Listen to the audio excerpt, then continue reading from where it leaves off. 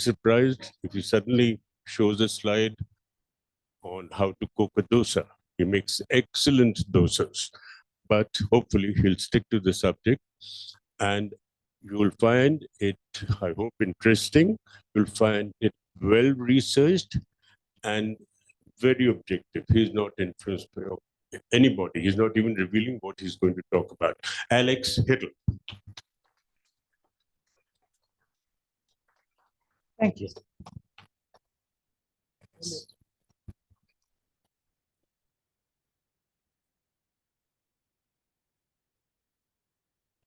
Well, Anil, thank you for that kind introduction, and I will take the hint and not discuss dosa making here today. So let me introduce myself a little more to you. I taught at a business school for the last 6 years. That business school is in Hawaii. It's the Scheidler School, which is connected with the University of Hawaii. And there I taught a course called The Economic and Financial Environment of Global Business. And I loved teaching that course because what isn't part of the economic and financial environment of global business, I could talk about whatever I wanted. And one of the things that I wanted to talk about in that course was India, because the goal of the course really was to teach business students a little bit about what's going on all over the world and in the world of finance. And India is obviously very important to that. And along the way, I dedicated one whole class to India. That ran about an hour and a half. And I considered delivering that lecture to you, and then I decided to have some mercy because my students often fall asleep. So instead of doing the full hour and a half of lecture, I boiled the class down to 5 images. And when I teach the course, I, like this, show images or slides, as we call them.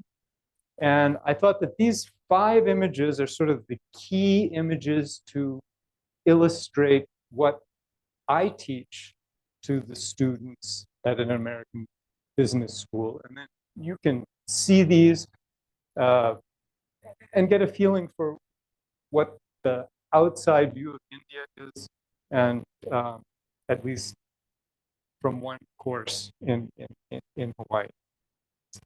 So in a moment here, I'll get around to showing the 5 slides, which is the first part of the title of the talk. And then, but before we get to that, let me explain a little bit about the title itself. So from 1989.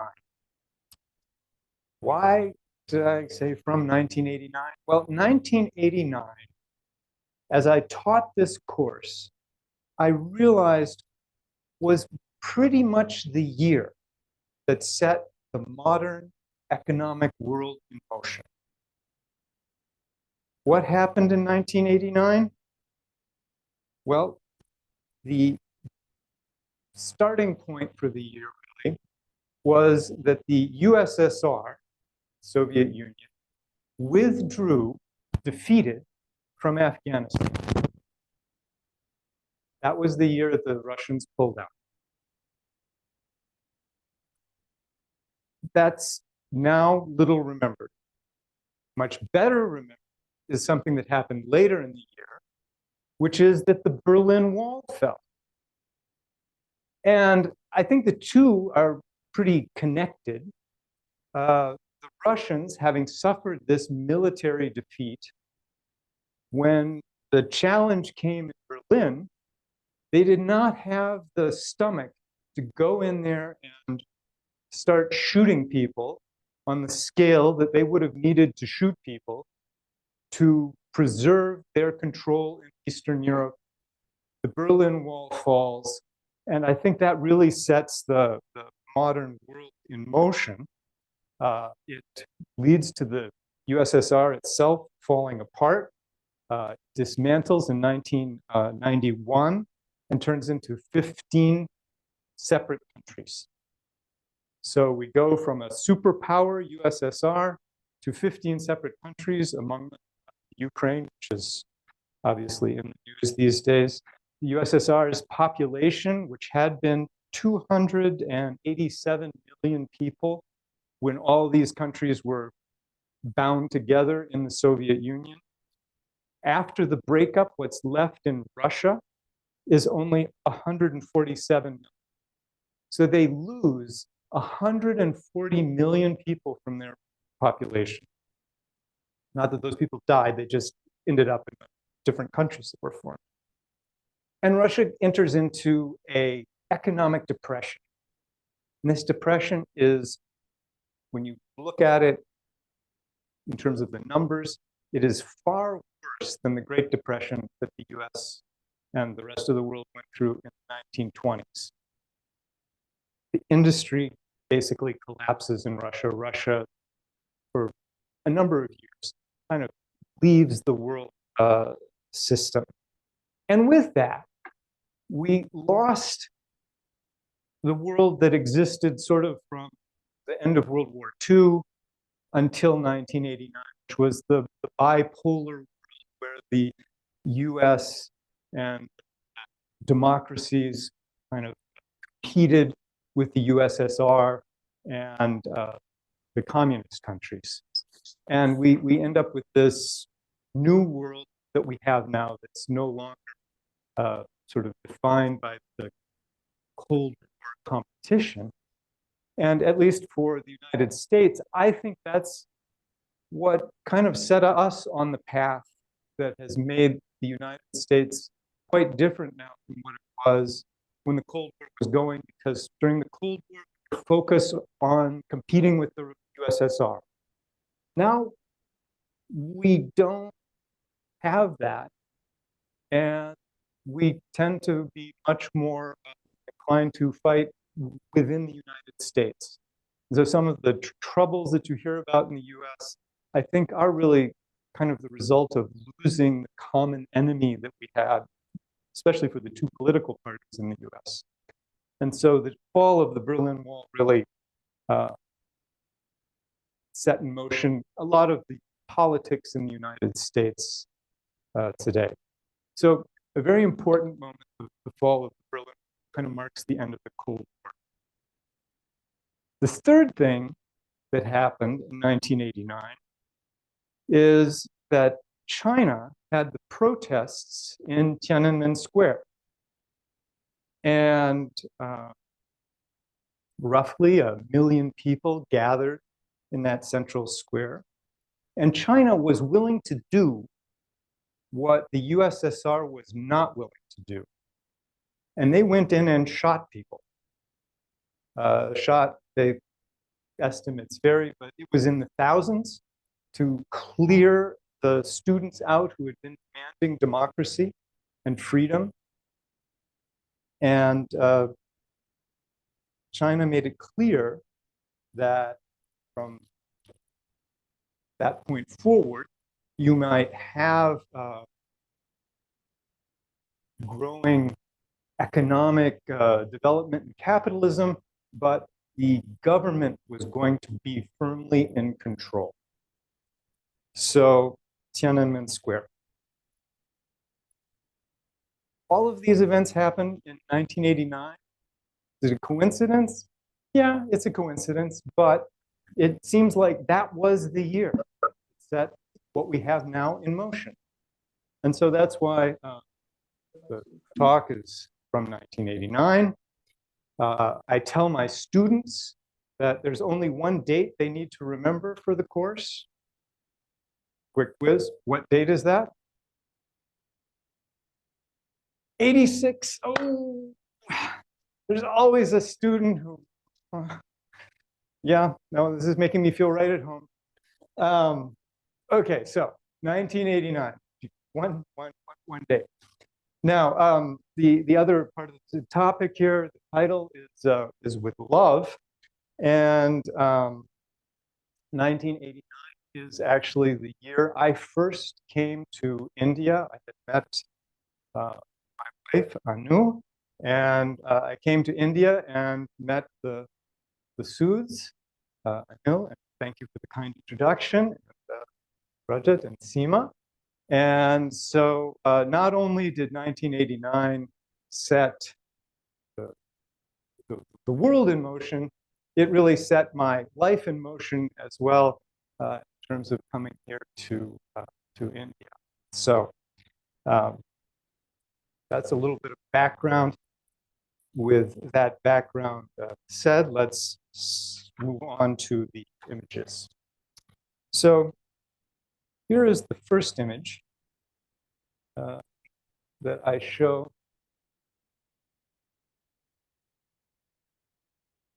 My students,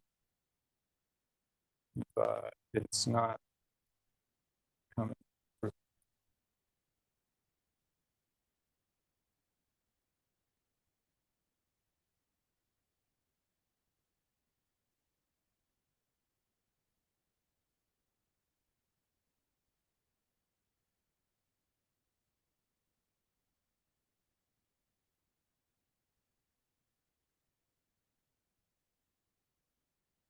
Oh, there we go.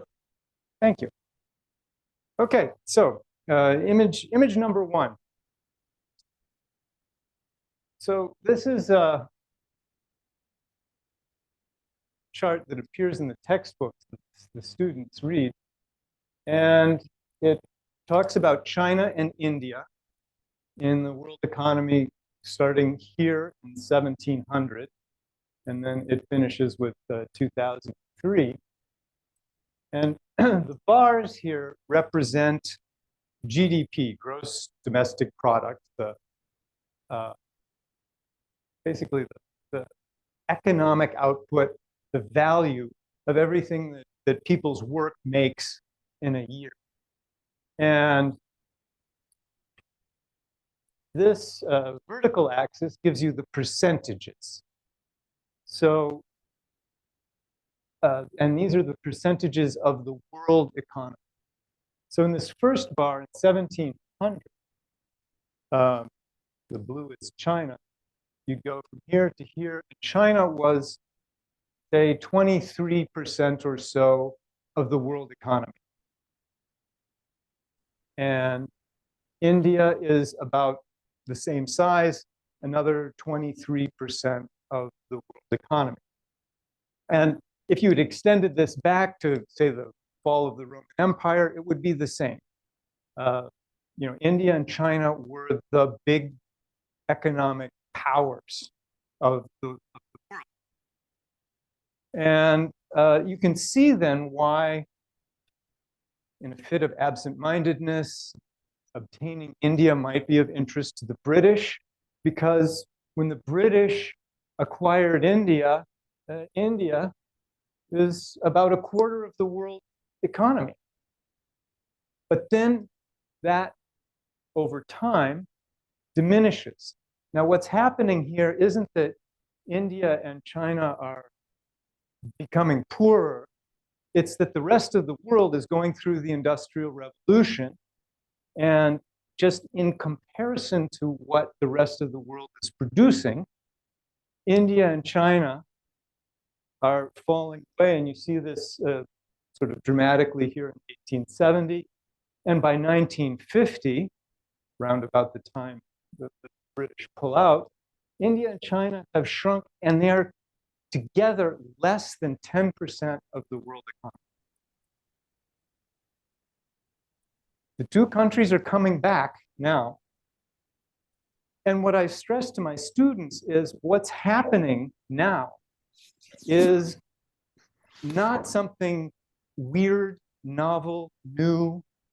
It's a restoration, a return of India and China to the sort of place and power that they've had over a long historical period of time, and in keeping with their population. So don't think of the growth of these two areas as being something strange and new. It's a restoration more than anything. So that's the sort of starting point. Obviously, it's a starting point for talking about India, but also for talking about China. So the next image, so that's image number one. The next image, I asked my students if they can identify the person. Now, my students mostly were born around the year 2000. And the person that I'm going to show you had been dead for about 50 years when my students were born. And while I was initially startled when I realized how long it had been since this person was around, I began to understand why usually only one, maybe two students out of a class of 40 would recognize the following person. I am pretty confident here most people will know who this is. Never seen him before in your life, right? Okay, so this is the second image, and what I tell them about Gandhi is, and why I picked this image, is that Gandhi, I mean, this peaceful image is really an image of protest, right? And he was anti-imperialist, and it's of course by using his spinning wheel, he's making his own clothing and fighting against the British in the way they monopolized the textile industry and so forth. But the sort of peacefulness of it also reflects that Gandhi had really absorbed the ideas from the British of the rule of law and human rights. And a lot of his effectiveness was forcing the British to actually do what they said that they believed in, right? That you should give people the proper human rights and so forth. Now, also, I use this to illustrate, because he's making something domestically, the sort of economic model that India had in years immediately after the British leave, which was called import substitution. And it was very popular also with the World Bank and so forth. And the idea here is that for a country that is less developed, what the country should do is it should work its own way through the sort of whole process of development by substituting what it had been importing for products made domestically. So it's very much against doing a lot of trade. You should bring your production back into your own country, substitute for what you've been importing from other countries, and then work your way along through economic development. And so it was India that kind of had that model at its heart that was still there when I arrived in 1989. And to illustrate this, I talk about what I saw when I first came in 1989. And most of you, again, recognize this image. So image number 3. Everyone remember the ambassador? So the reason I show the ambassador is that this was the dominant car on the roads when I first came here. There were a couple others. There was a Fiat, and actually, I know you had the Contessa, right? But basically, the auto fleet was ambassadors. Now, the ambassador had a design that was unchanged from 1958. So when I got here in 1989, we're looking at a 31-year-old car design. In the US, other places, the car designs change every year or two. India had not kept up. And that's kind of what I feel like I found when I got here, which was sort of various versions of the ambassador, things that hadn't changed in a long time, companies that had sort of prospered under this idea of import substitution, which meant there were very high tariffs, and they didn't really have to compete on a world scale.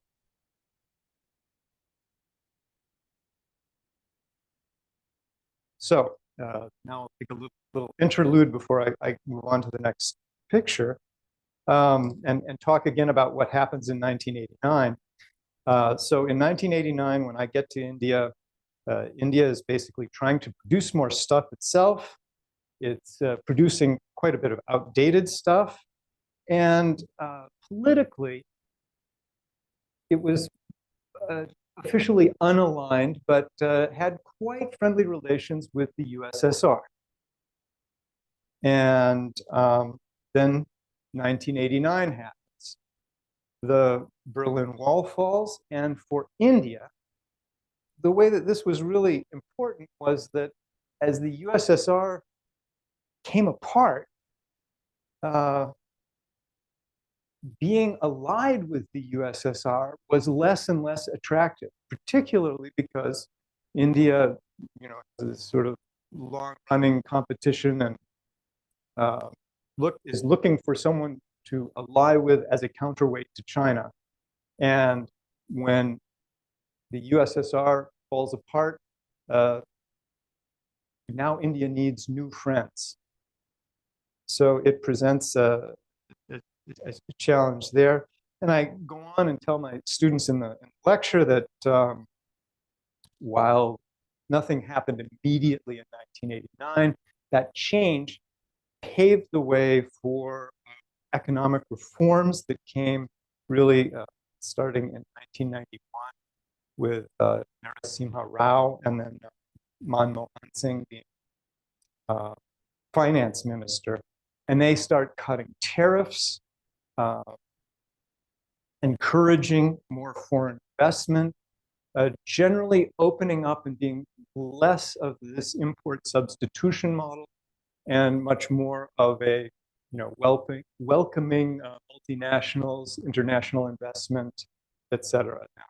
It's not a full open season. I was remembering as we were riding actually up to Dehradun that we went by a Kentucky Fried Chicken, and I looked this up. It was when I was here in 1995 that a Kentucky Fried Chicken outlet was closed by the government because of the discovery of 2 flies. And this was seen as a health hazard that required the immediate shutting down of the Kentucky Fried Chicken. And I'm sure no one has ever seen a fly anywhere other than Kentucky Fried Chicken. So anyway, but overall, the environment for foreign direct investment changes, and that's really, I think, largely driven by the pressure that's put on India as the world changes after 1989. Now, the other big event there is what happened in China, and that's the Tiananmen Square. And China then launched what is called in economics textbook, state capitalism. And there's a long-winded definition in the book, which is using the power and authority of the national government to control a significant share of industry. But I tell my students that basically the Chinese model after 1989, after Tiananmen Square, you can boil it down to it's capitalism without democracy. So the old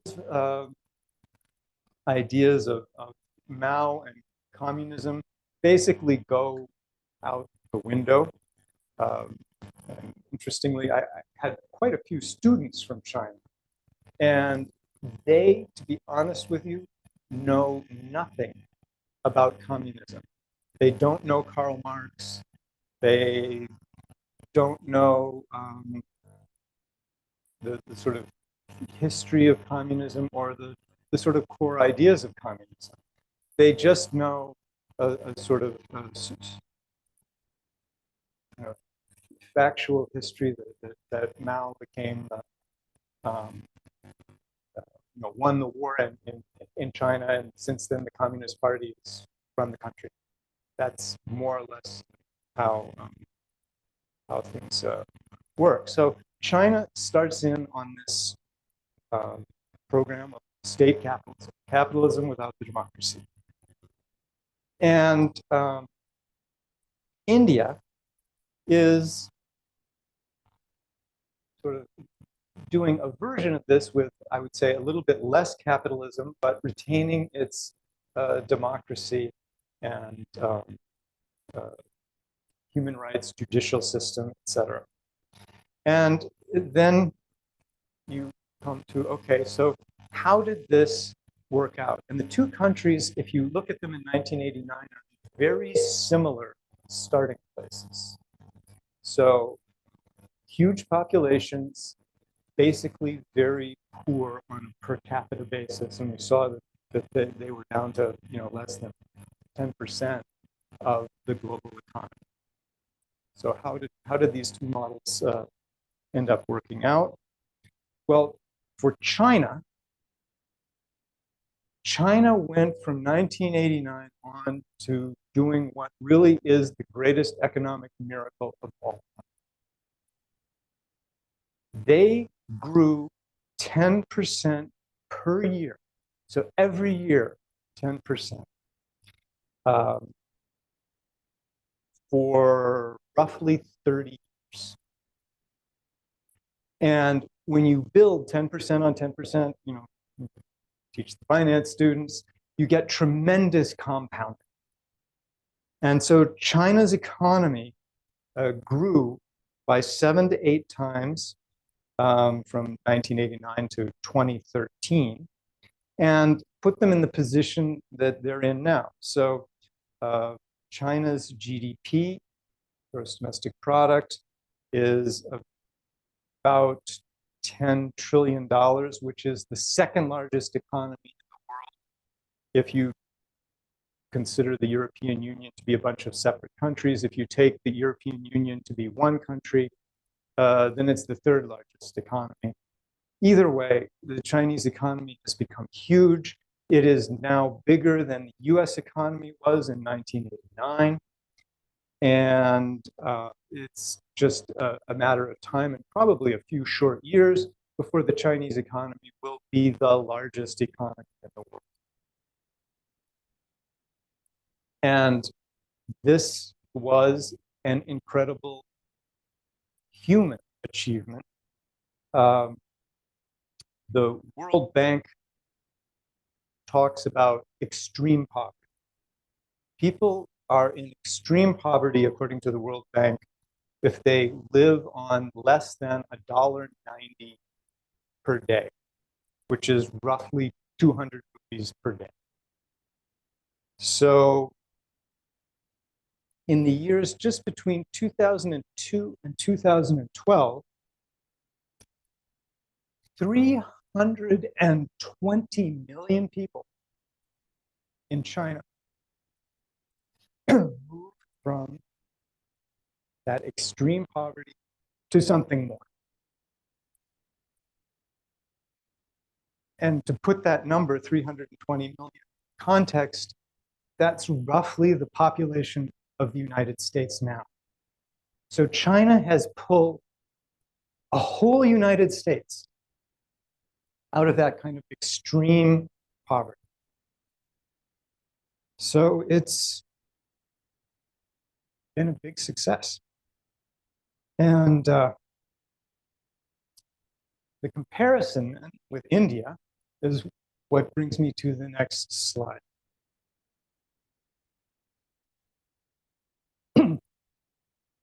So again, this is India and China GDP. Now we're going again through time this direction. And there are, here's our starting point, basically. This starts in 1990, but 1989 would be about here. And you can see that the two countries start pretty much in the same place. And then this green line here is, well, the 3 Ps, purchasing power parity, is China if the exchange rates meant that, you know, like a quart of milk or whatever cost the same in China as, say, in the US or other countries. This is just measuring what China's production would be in dollar value if you went to the bank and exchanged your money. So you can live much better in China, say on $100 a day than you can in the US. And so this would reflect the $100 a day. That would reflect how much better you live. So this green line is really the improvement in standard of living.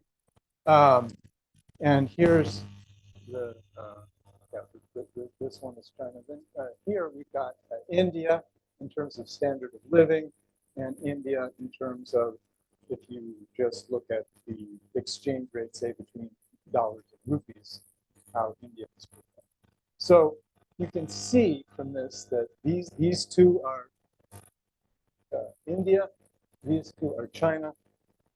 China has outperformed. And this performance, what has happened in India, has been about 5% per year. Now, if China weren't out there, having done 10% per year for 30 years, people would be talking about the Indian economic miracle. Because what's happened here has also been incredible, just not as incredible as what happened in China. And that difference between growing 5% per year, India, or 10% per year, China, is that after 30 years, China's economy is about 4 times bigger than India's. Now, India is still lifting people out of poverty. That World Bank statistic, about $1.90 a day, that number has dropped in India by about 220 million people over the same time period as China. But if India had matched China, India would have brought another 100 million people out of extreme poverty.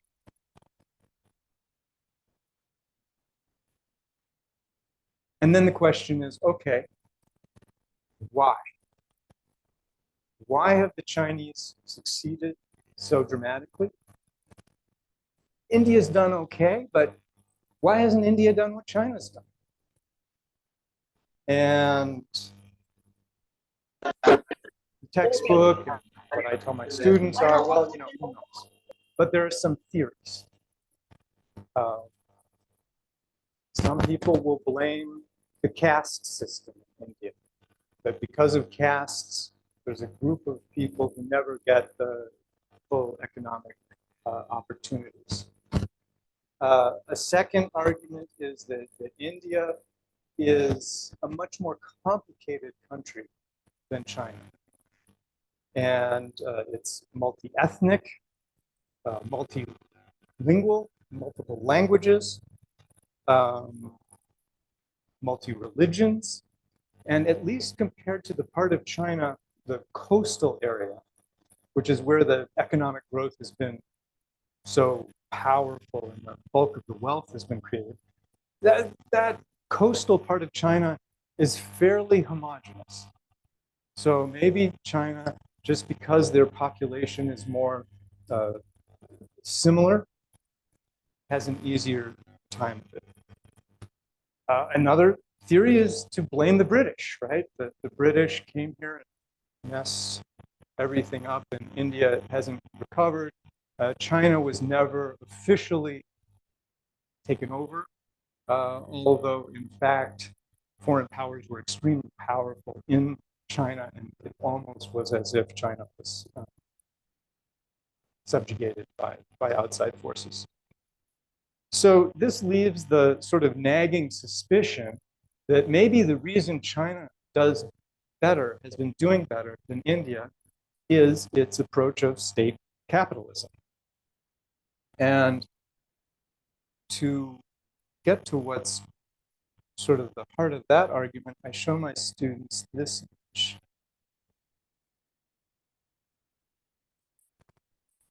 Anyone recognize this image? Yeah, it's the airport in Mumbai. And in Hawaii, my students recognize these blue patches, which are the tarps. The homeless population in Honolulu, many of them build temporary shelters under these blue tarps. And what I go on to tell my students is that the Mumbai airport is in desperate need of expansion. And yet, these people who moved in here, they get their day in court, they can protest, they actually end up with certain property rights because they've settled here. And it's tough to expand the airport. It's tough to do these kinds of development projects in India because people can protest actually very much like they do about projects in the United States. When I describe this to my Chinese students, they shake their heads and say, in China, these people would be cleared out. It would not be a problem. And so that brings up the sort of issue for India, and when you look at kind of India and China, do you need that sort of tough love government to push through the sort of infrastructure and development that the country needs? And if that one, China has done better than the US. So I present all of this to my students, and then I ask them, if you were to advise a developing country, say in Africa, about how to go forward from here and to develop, which model would you recommend? Would you go with India, where you've got democracy, property rights, the rule of law, at the cost of slower growth? Or would you go with China, where the state will overwhelm all opposition, but you'll get much faster growth? Every time I put that question to my students, they overwhelmingly go for India.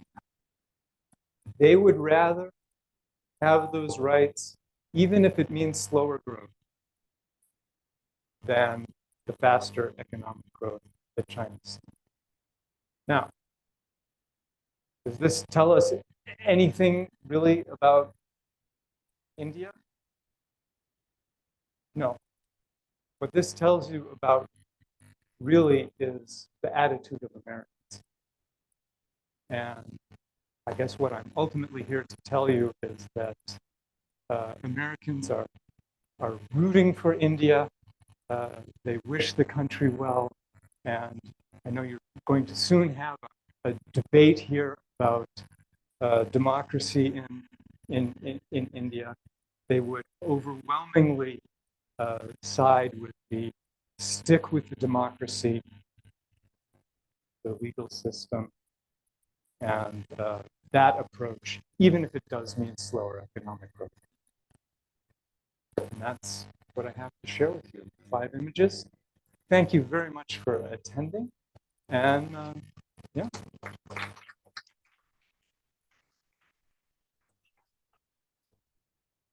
And I'd be happy to entertain questions if anyone has one.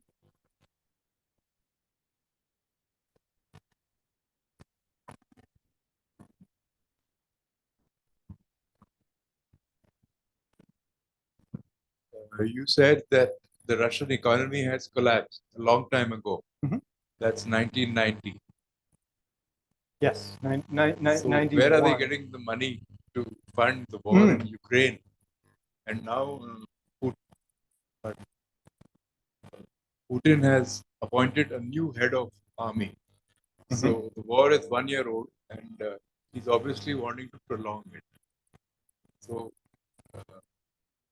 I'm just asking, like, did the economy go through a revival after that, or why is? So I also thank you. That was a great question. I also do a class on Russia and the USSR. The Russian economy collapsed after the USSR broke up. Right when Putin comes to power, which I believe is about 2000, what happens is the price of oil starts to rise. And what has saved, well, two things have happened. One is the old inefficient industries have mostly failed. Then the other is that the price of oil has risen dramatically. And so Russia has been able to use the oil exports to sort of rebuild the economy and fund the war. And the chart that I show shows that when oil prices drop, you can kind of chart Russia's success and failure by what's happening with the price of oil. So in 1989, the oil price had dropped. That's a contributing factor.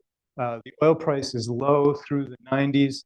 Then it starts to come back up. Putin comes to power. My joke for my students is he's the luckiest man since Ringo Starr. He rides this increasing oil price and invades the Crimea. The oil price is very high. No one wants to get in his way then because it would drive the price of oil even higher. And so that's what's made it sort of work. Can I please take on the next question? Yes, sure. Talking about India and China, it seems that they are the two extremes. A classical study could be carried out on these two extremes. On one side, we have a huge country, larger than India, with a totalitarian state. It grows by 10% per year for 30 years. And then we have India, a democratic state, a little smaller, but it grows by 5% per year for the last 30 years. So which is better? You just gave the example of your students who by and large chose the Indian model. Mhm. I would like to know from the point of view of the poor man who still earns less than $1.90 per day, what would be his choice? Is it better to have a project postponed for decades, which most of us agree is beneficial by and large? In every project, in every progress, there'll be some people who will probably lose out. The idea is that the majority should gain. Isn't there a possibility of a model in between these two extremes of China and India? Does it really exist? And if not, could the economists probably find out a model somewhere in between and propose to the rest of the world, which gave you adequate democracy, at the same time, adequate growth? Mhm. So that's the question I want. Thank you. Well, I don't have an answer for that. I think you've put your finger exactly on the question and the way the world is thinking about it, right? So I guess the answer is we'll see. I think what you're proposing is certainly appealing to people, right? Could we grow a little faster, but not go all the way to some of the extremes that you see in China? So one of the other things I tell my students is when you look to the future for them, so they're just where, you know, when I was in school, everyone was focused on Japan. Japan as number one was the business book I was reading. The students who really wanted to make money and weren't necessarily interested in whatever country were learning Japanese because they thought that Japan was the place. And I feel like that's the situation we're kind of in now with China. Everybody's, you know, looking at China. China's the model, et cetera. But we know what happened to Japan. And in fact, one other thing that I didn't include in this because I was trying to keep it short is that 1989 was the year that the Japanese stock market hit its all-time high. And even today, the stock market in Japan hasn't recovered. So let's maybe see what happens with China. It might be a little bit like that. And the place I think to watch is Africa. Because Africa is the sort of last place where you've got rapidly expanding populations, sort of the next billion people who are going to be moving into and connecting with the world economy. And it's the Africans who are going to be making the choices of, do we go with the Chinese model? Do we go with the Indian model? Can we find something in between that works? But the direct answer to your question is, I don't know. But I think it's an interesting thing to think about. I was wondering if you were to give the same lecture about comparative rates 30 years from now. We know what happened to Japan. We know what happened to China. What would it look like? I'll give you an interesting anecdote. Mm-hmm.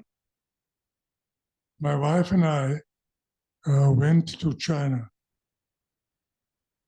and we both had tourist guides. And our tourist guide is a very programmed person. Uh-huh. He knew what to say, Mm-hmm. but not my wife's. And she told me that the amount of questions which he had on her were many more than she had on him. And he was actually envious of India.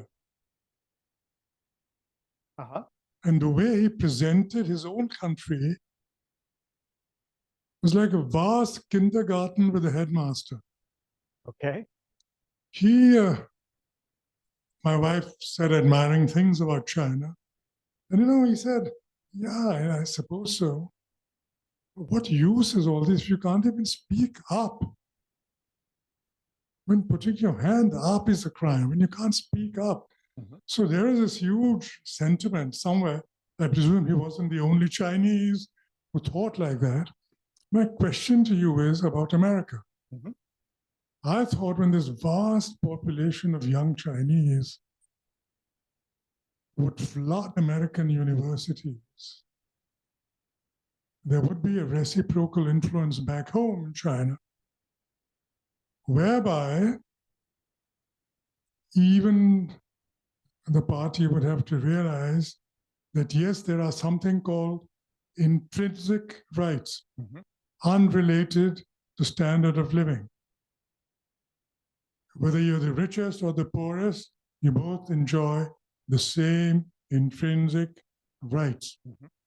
And that this sentiment would start growing in China and you form a certain uniformity of values coming up in the world. I know America made that mistake. Yeah, they can get into WTO, this can happen, that, because in the end, what might happen to China is what happened to the Soviet Union. They joined the mainstream. I wanted to ask you whether you see that ever happening in China, because these vast armies of young Chinese, they seem not to be convinced that the way Chinese has progressed so far is actually not the way to go forever. And in the end, to my mind, what they figure out is this: Chinese greatness makes up for everything. If any system makes you great, listen to, you can, Mhm. then intrinsic rights is a is a price worth paying. And this seems to me in the decades to come to be what will be not so much the economic growth.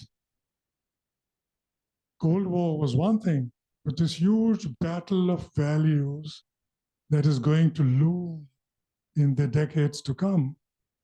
China on the one hand, America on the other hand. Where do you see that headed? Yeah. So I think you're absolutely right that the United States thought that bringing a large number of Chinese students to American universities and having them live in the United States and return to China would, and the introduction of capitalism would sort of force an opening, at least in China. The government would become less repressive. And that doesn't seem to have happened. Now, one thing to remember here is that not all of the Chinese students who come to the United States return to China. And so you've got a selection process there where the students who most like the United States make huge efforts to stay, and many of them succeed. Whereas the students who are more content with the situation in China will return and with the American degree, generally prosper, but within that system. So, from the standpoint of going forward, I feel like everyone's been wrong about China, right? 3 years into 10% growth, people said, oh, they can't keep it. And 5 years, 10 years, and it just keeps happening.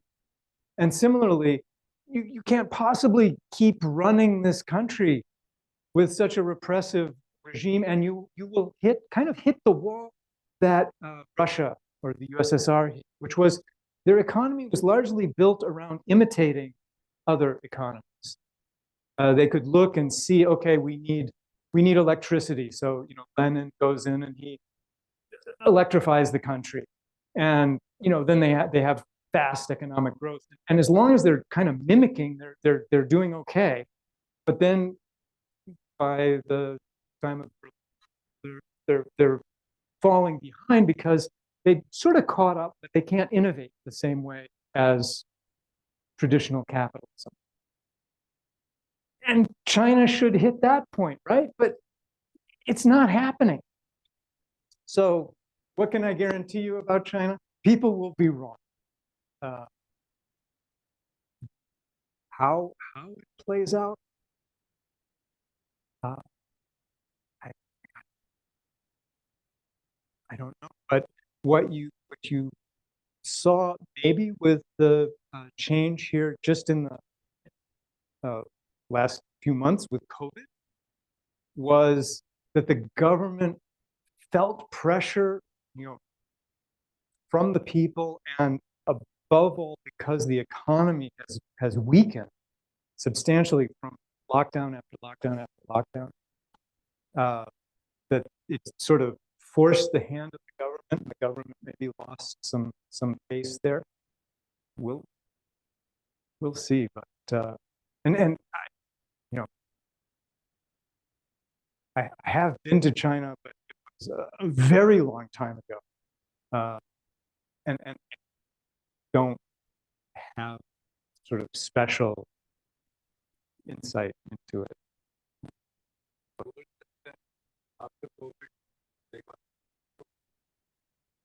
Yes, no, the Chinese are in part opening up because they expect they had a very bad year this past year, broke trend, that they'll be able to get the economy faster again.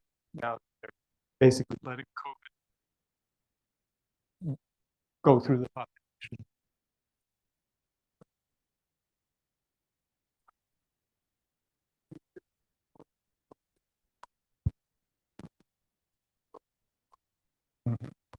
Parts of the world hasn't something to do with the fact that China is setting a very bad example that this can work. Yeah, I think that's right. I mean, it seems to be working, right? And to what you were saying, if you're the person living on $1.90 or less a day, democracy and human rights and so forth can come later. I'd rather eat, right?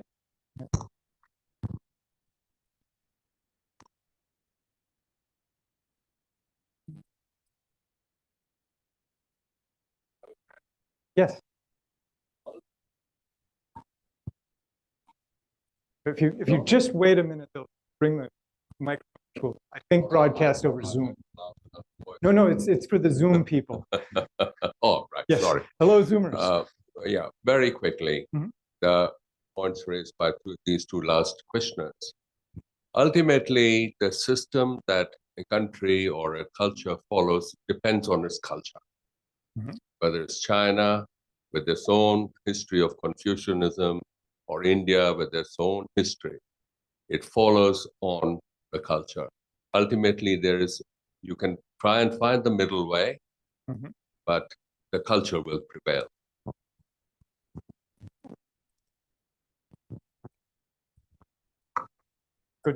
Good point. I agree.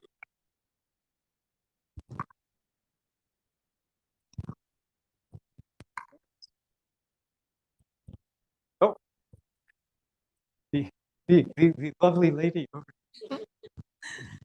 So my question is, do you think Japan could be sort of that middle way? When you were asking about the middle way, I was thinking of also the sort of social democratic countries in Europe, which during the Cold War were seen as a middle way between the USSR and the United States. So a more developed social safety net in exchange for slightly slower economic growth. And Japan has its own peculiar problems in terms of economic growth. But yes, it also seems to be kind of a alternative model that's somewhere between, and a geography that's somewhere between the United States and, and China. So yeah, I think Japan is an interesting place to look to. And if I can just spend a moment more on Japan, I also tell my students, on the one hand, if you're looking to the future and where the opportunities are, look to Africa. If you're looking to the future for developed countries, look to Japan, because Japan is the big trend right now is declining populations. And Japan is at the forefront of having a declining population, which means your population gets very old. And sort of social programs that are built around the idea of a steadily expanding younger workforce who looks after the elderly stops working because you end up with more elderly than young people. And this is a trend in Europe. It's actually true in Russia. And it's started now even in China. China, they just announced that this last year was the first year since 1960 or something where the population actually declined. And it's projected that the Chinese population will tail off. And for now, Wall Street hat, for the investors who are looking, should I invest in China or India? One of the things they point to is India's population is still growing, is expected to continue to grow, which means there's a large group of young workers coming along. This may ultimately give India the edge over China. But for the future for developed countries, Japan is going to be wrestling with that aging population problem. It's the place to watch. What I consider the attitude of the people, the public, and the politicians, which makes the country progress and perform better than to the other countries where the people are negative and politicians are also corrupt. That makes more effect than anything else.